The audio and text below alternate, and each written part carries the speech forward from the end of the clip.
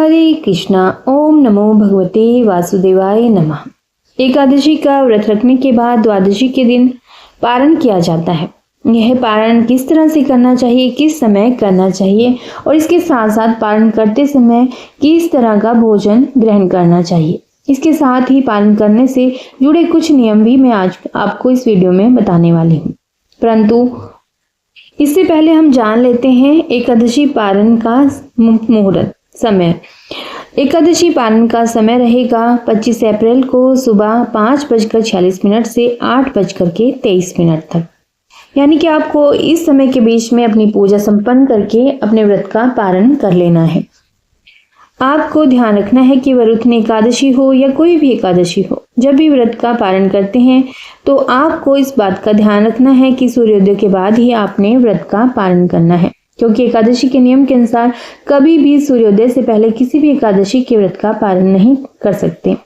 इसीलिए यदि सूर्योदय से पहले भी द्वादशी तिथि आरंभ हो चुकी हो तब भी आपको सूर्योदय का इंतजार करना होगा और उसके बाद ही अपनी पूजा संपन्न करके दान दक्षिणा देकर फिर व्रत का पारण करना है। और इसके साथ और भी नियम है कि द्वादशी के दिन अपने व्रत का पारण कभी भी हरिवासर के समय नहीं करना चाहिए। हरिवासर द्वादशी तिथि की प्रथम एक अवधि को कहा जाता है। तो आइए जानते हैं इस दिन व्रत का पारण कैसे करें। सुबह जल्दी उठकर के स्नान करने के साथ ही आप साफ स्वच्छ वस्त्र धारण कर लें और हाथ में जल लेकर संकल्प करना है कि भगवान विष्णु, जिस तरह मैंने एकादशी का व्रत श्रद्धा और निष्ठा के साथ किया है उसी तरह आज मैं पूरी श्रद्धा और निष्ठा के साथ अपने व्रत का पारण भी कर लूं। व्रत का पारण करने जा रही हूँ। विष्णु भगवान की कृपा से मेरा यह एकादशी का व्रत संपूर्णतः सफल हो जाए और मेरी मनोकामना भी पूर्ण हो और मैंने जिस मनोकामना से यह व्रत किया है वह पूर्ण हो। आपकी कृपा से मेरी वह मनोकामना पूरी तरह से पूर्ण हो जाए। इस तरह संकल्प लेने के बाद आप विष्णु भगवान और माता लक्ष्मी जी की पूजा करें और इसके साथ ही तुलसी के गमले में दिया भी लगाएं और साथ में भगवान हरि को भोग लगाएं। भोग में आप कोई भी फल, मिठाई, खीर कुछ भी आप रख सकते हैं। ध्यान रखना है कि आपको भोग में तुलसी के पत्ते जरूर से शामिल करने हैं, क्योंकि आपको तुलसी के पत्ते एकादशी से पहले ही तोड़कर रख लेने हैं, क्योंकि एकादशी में और द्वादशी में तुलसी पत्र नहीं तोड़ा जाता, तो आप दशमी तिथि में ही इन्हें तोड़ करके रख लें। हो सके तो प्रभु विष्णु को खरबूजे का भोग जरूर लगाएं और खरबूजे का दान भी किसी ब्राह्मण को करें। सदैव ही एकादशी व्रत के बाद यानी कि द्वादशी में दान करने से सभी मनोरथ सिद्ध होते हैं। यानी कि अन्न दान, जो भी दान आप करना चाहते हैं वह दे करके आप व्रत का पालन करते हैं तो आपकी सभी मनोकामनाएं पूर्ण होती हैं। और यदि आपके आसपास कोई ब्राह्मण ना रहते हों, दूर हों, तो आप ऐसा भी कर सकते हैं कि किसी निर्धन को धन दें, भोजन कराएं, वस्त्र दें। यदि ऐसा भी संभव नहीं है तो आप खरबूजा और खीर किसी गाय को जरूर खिलाएं। यदि आज के दिन आप ऐसा करते हैं तो आपकी जो भी मनोकामनाएं हैं वह अवश्य ही पूर्ण होती हैं। और इसके साथ ही आज के दिन आप अपनी समर्थ के अनुसार कुछ न कुछ दान जरूर करिएगा और अपने दरवाजे पर आए हुए किसी भी जरूरतमंद व्यक्ति को द्वादशी तिथि के दिन खाली हाथ बिल्कुल भी मत लौटने दीजिएगा। और इसे आप अपना सौभाग्य ही समझिएगा कि आज के दिन यदि कोई आपके दरवाजे पर जरूरतमंद व्यक्ति आपसे दान लेने के लिए आया है तो इसके साथ ही आप सौभाग्यशाली हैं और आपको पूर्णतः उसको दान भी अपनी सामर्थ्य के अनुसार जरूर करना चाहिए। और यह भी ध्यान रखिएगा कि पारण के समय आपको लहसुन से बना खाना नहीं खाना है।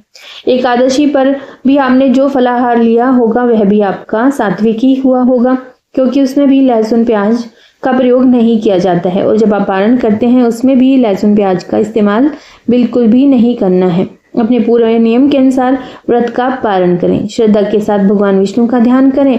इस तरह से आपका एकादशी का व्रत संपन्न हो जाएगा।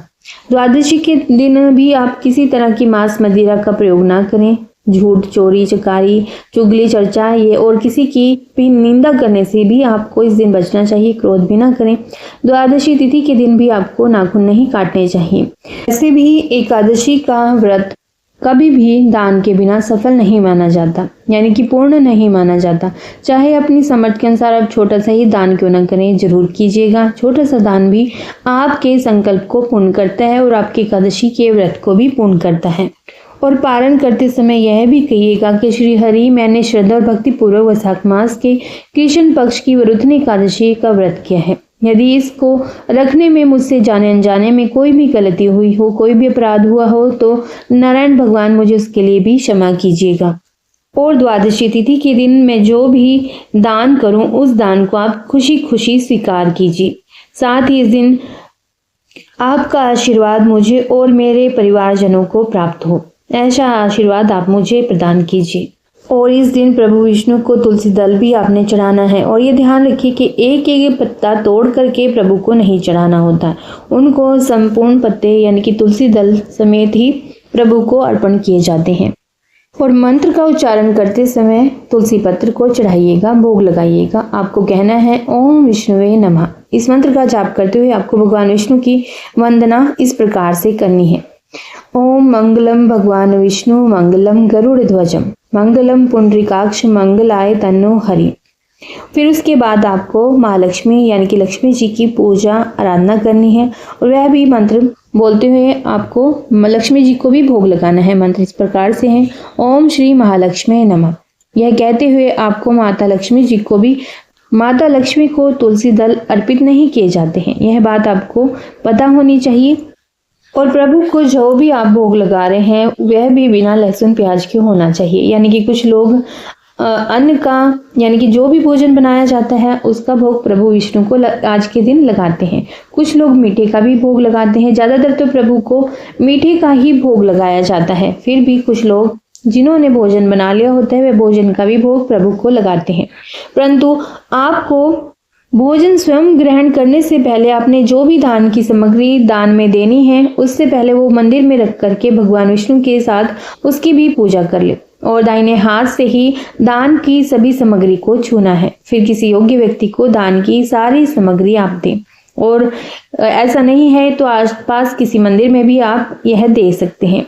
और उसके बाद आप पके हुए भोजन का भी दान कर सकते हैं। किसी मंदिर में ब्राह्मण देवता को या फिर किसी पुजारी को भी आप दे सकते हैं। और इसके पश्चात आप अपना व्रत खोल सकते हैं। और गाय और कुत्ते को भी आप रोटी खिला सकते हैं। छत पर चिड़ियों के लिए भी आप दाना पानी रख सकते हैं। काली चींटियों के लिए शक्कर और आटा मिलाकर आप डाल सकते हैं। उसके बाद भी आप अपना व्रत खोल सकते हैं। कई बार यह सब भी संभव नहीं हो पाता तो ऐसे में दान में दी जाने वाली सामग्री को आप उठा करके रख लें। यानी कि आप समय के समय उसी समय जब व्रत का पारण करना है, हो सकता है उस समय आपके पास कोई ना हो, आप मंदिर तक ना ले जाने की क्षमता रखते हो, तो उस सामग्री को आप उठा करके रख लें और प्रभु से भगवान से क्षमा याचना करें कि किसी भी प्रकार से आज आप ये दान की सामग्री नहीं दे पाए हैं। आज के बाद जब भी आप केवल यह संभव होगा तो यह सामग्री आप सम्मान पूर्वक इस किसी योग्य व्यक्ति को आप जरूर दान कीजिएगा। और इसके पश्चात भी आप अपना व्रत खोल सकते हैं। तो इस प्रकार से आप एकादशी व्रत का पालन कर सकते हैं। उम्मीद है यह वीडियो आपको अच्छी लगी होगी, लाभदायक लगी होगी। तो इसे लाइक जरूर कीजिएगा क्योंकि आपके लाइक से ही मुझे मोटिवेशन मिलती है नेक्स्ट वीडियो बनाने के लिए।